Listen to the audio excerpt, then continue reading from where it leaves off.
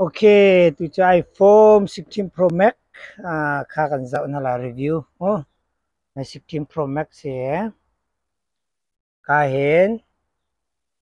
volume button để lúc đã zoom thật thì mình ha cầm bên dạo mà sẵn hả lại. Ok, si trên picture he cả là hiện cả hiện sẽ để lúc đã view he thật thì mình he cả hiện he zoom mo để lúc đã cái để lúc đã phiền mo camera hay chứ chim hào lâu bắc cái gì John mi hi cho zayada thati John ikahi lidar si kahi lidar ka mai cheu lidar ti mi cho light detection and ranging ti si van long ten ha timbo ten ha kal tik tlang atai lo nak ding timbo kal si John really atai lo nak ding te por kham han mi si may hi light detection and ranging khen mong tu me ka moto among tum lo mi ke may sinsa ni hinat lai mi se ma di nuwa pro max that nak so AR ti mi augmented reality ti mi kha ta china ka hen video ka zai lai saram puntling bui chakai van mi super to pozong kha kapongom tar kho sim kha edit to khat min halo ma cha chen AR ti mi AR ke maka mini chin thela augmented reality kha thatin man kho se chon lidar light detection and ranging ti mi kha zai pau sin sat lai kho mi ra khu makasi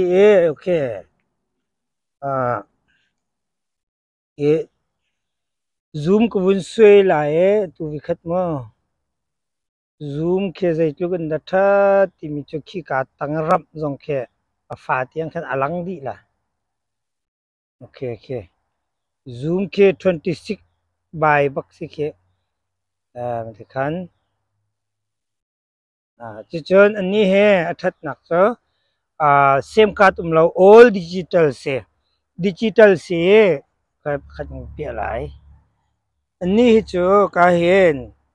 มี11 Pro Max เสียปุ่มมีเสียหลังจนการเซมการ์ดเซมการ์ดค่ะพุ่นมีมาเป็นตุกโอเฮ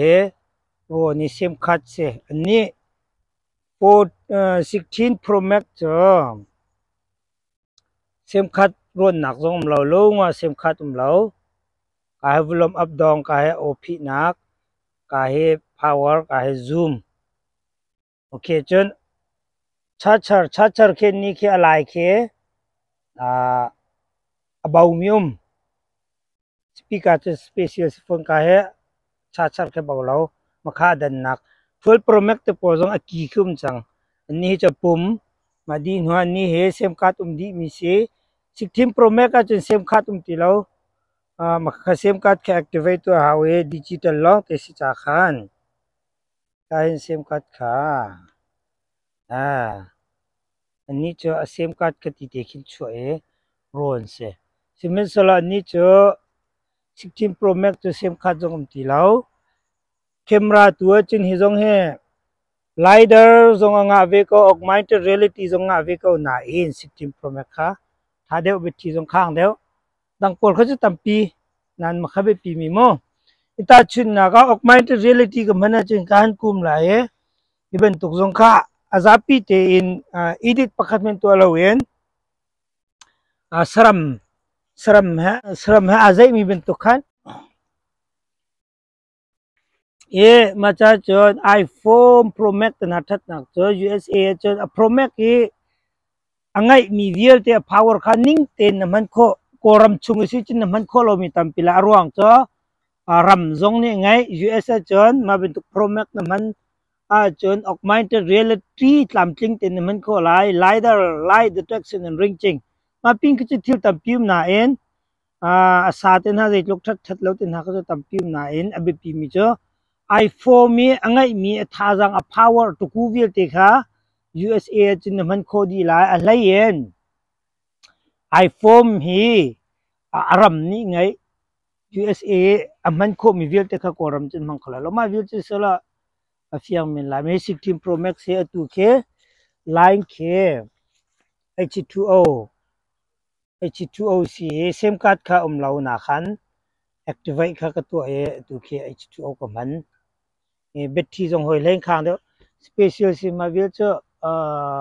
เสียละโอเคcamera เฮไลน์เสียนตุกจากเกน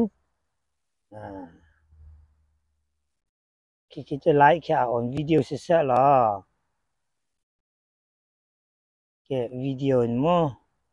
ทิ้งอัดเรียลมีจงแค่ฝรั่งดีละแค่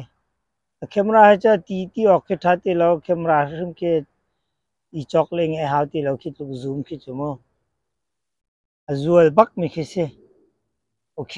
เอาไว้แค่เสีย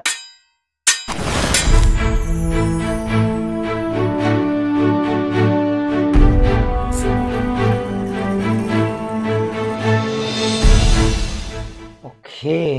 ตัวเจอ iPhone 16 Pro Max unboxing กันตัวนั่นแหละมั้งไม่16 Pro Max เสีย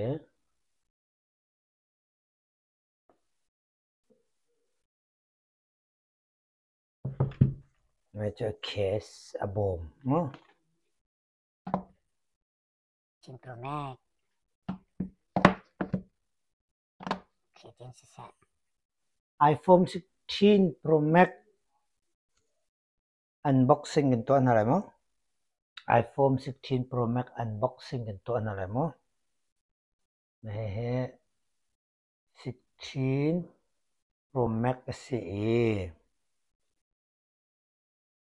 ไม่ unboxing กันตัวนั่นแหละไม่จะอบอมเคสมั้งโอเคสิไม่ตัดเอง open สลัดเอง16 Pro Max ตัวเสียตัดเองสกอย5 dB ก่อนมั้ง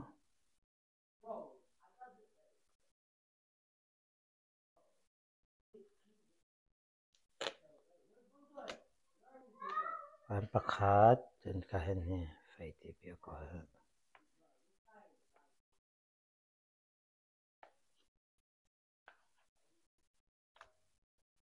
มาค่าหอยเล็กจ้าไว้อะว้าวเสียหนักเบี้ยโซสิมูจัวตุสิริมโลกัลนิงค่ะไทยนะครับมั้งว้าวฟอร์มไงโลมีค่ะกันแฟมิลี่อินจ้าขัน amazing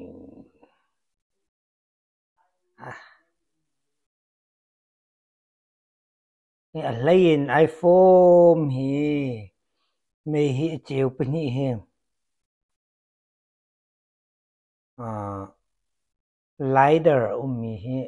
ทัดคุณนักเสีย LiDAR ที่มีตัว Light Detection and Ranging ที่เสียอันนี้ขึ้นให้ตาอันนี้เห็นเจียวให้แปลกให้มาจนใจลุกอัดลาดอันไหนที่น่าข้าอัตายมาฮี LiDAR Light Detection and Ranging ที่มีเฮวันลองตะโพลที่ลองตะโพลนี่อะไรนั่นเฮร์ในโรงงานที่จนที่ลองวันลองนี่ส่วนที่ก็ตลางอาศัยแล้วมาลงอาศัยแล้วมาใจทุกอันในที่มีแล้วจนมองตู้เมฆมอตัวมองตู้เรามีโพลจากเห็นไลดาร์แค่ไลน์มันมีสิไม่ฮีไลดาร์รวงอันสิไม่ฮีไลดาร์เฮตัวโคมีเที่ยวตั้มพิมไลท์ detection ranging มั้งว้าวอันนี้จะฟรีโอเคไม่เฮรีสิอันนี้เฮพูน่าดันนักมั้งพูน่าดันนักซะองเฮที่เห็นกลัวมีสิปุ่งมันโฟมเฮอาโลโลนักมาที่เขาปล่อยนักเสียเดี๋ยวว่าที่จนปุ่งมันไอโฟมตกอาจจะมาที่นี่กลัวมีสิแล้วจนอันนี้นักอันนี้เฮเซมคัดเราเซมคัดรอนเรามีสิดิจิทัลลองเตสิขายกับมันอันนั้นจนว้าวนั่นนี่กันเนี่ยกาฮีcamera zoom ตัวนักเสียกาเทติติโมยจน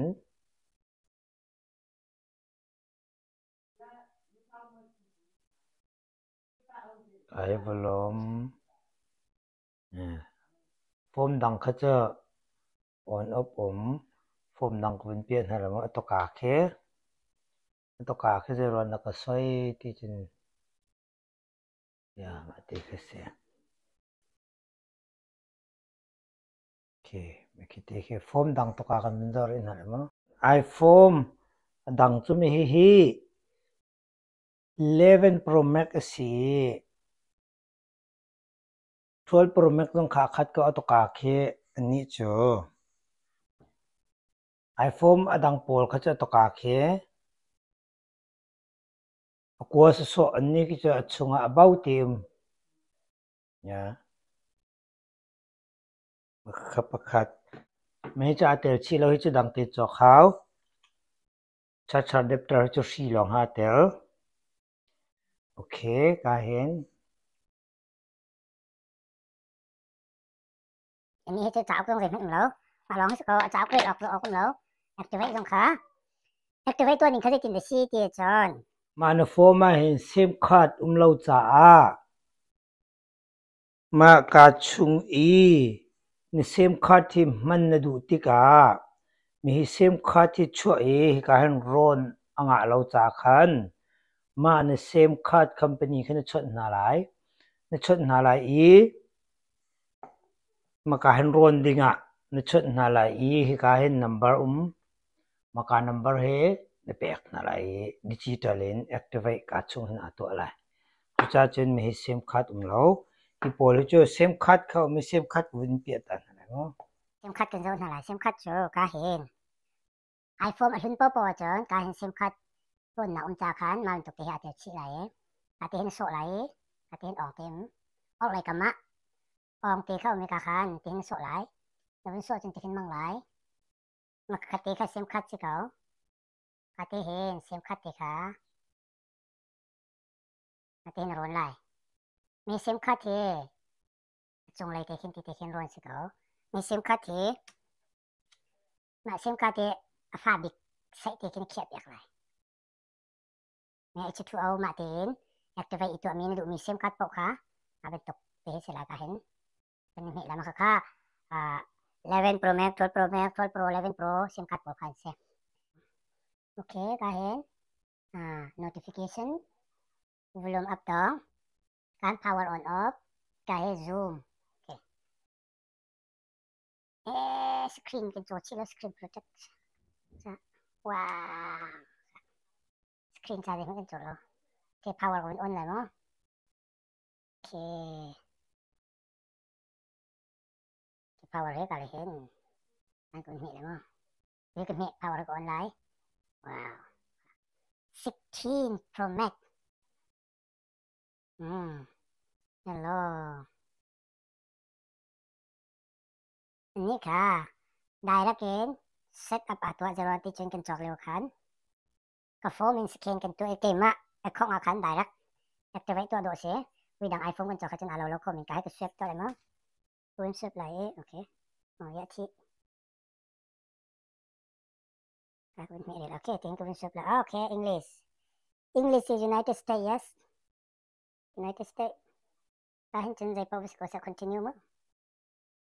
okay set up with another device yeah okay makakan Affinity ya pasok ko yung tala Affinity pasok Wi-Fi ko yung chang Wi-Fi wait your iPhone มันเถอะเขาจะsupport update สิเขาจะ update now อย่า update ก็สักการ agree ให้กันมีเพียงอะไรมั้ง agree support เขา update เป็นตัวอะไร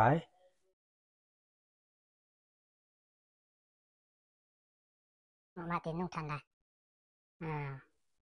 จะกันอัพโหลดตัวอะไรตัววิกัดอัปเดตเอาเป็นการดีหนูกันเอาเป็นที่เป็นตัวกันไลน์มาที่นั่นนุ่งทันได้มันก็ช่วยไลน์ดีอินเป็นเปทันอะไร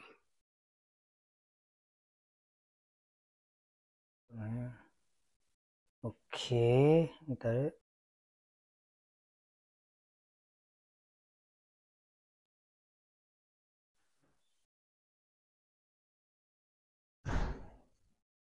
basic for file อันนั้นก็กลัวเสร็จดีไหมครับ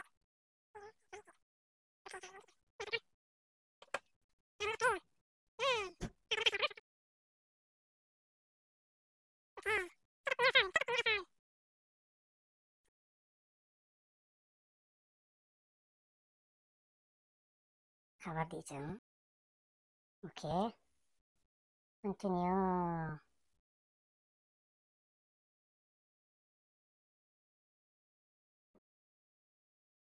Okay.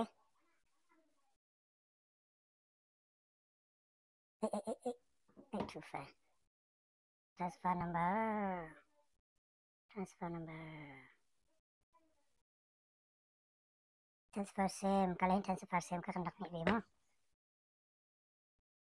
Okay, makakasi. Kalian continue. You can continue setting your iPhone while the SMS activating. Okay. Boleh set aplikasi itu halo. Okay, boleh cuma. Okay. Okay, continue customize itu halo. Transfer setting tiap very low eh. Apa kerja? Jongnya kasih kau eh. Okay, salah dari not now. Ada nak dia tunggu tu terang macam. Okay. Nasi lagi. Itu kahen. Tinggal shop lah langsung. Okay. Siapa John set up. Okay. SIM card ka set up ko to macam lah. Andai we misal tu kan mah. Tihin kan tak tera. Okay. Makan cara simpi nilai.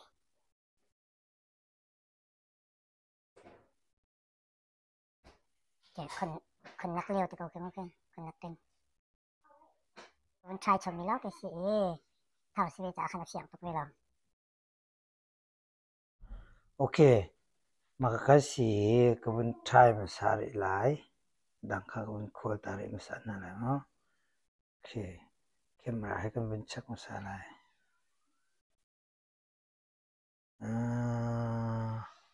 Photograph star set up later में जो masabari how mo.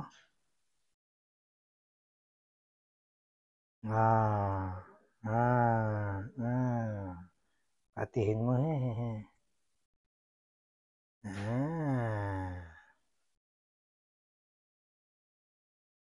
Okay. Siang mincho kebun call change. Tunu simlam pakata anga changlai ti si cha khan kahin ma form number jong he SOS apia chang arwang cho mai sim card thi kan awak ti lo ti nak se ma di nuwa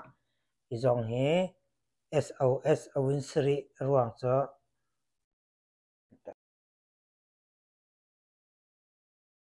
SOS asri tompal simlam pakata nga te lai ti makha awin nga in rak than te lai form cho ka chen chang na ma ka khol nak jong he ko ban lak tar chilai lak tar ok thami ve okay si chon tin kan ben to lai ma ka iPhone connect iPhone thar chmo ma khan a connect di chang connected se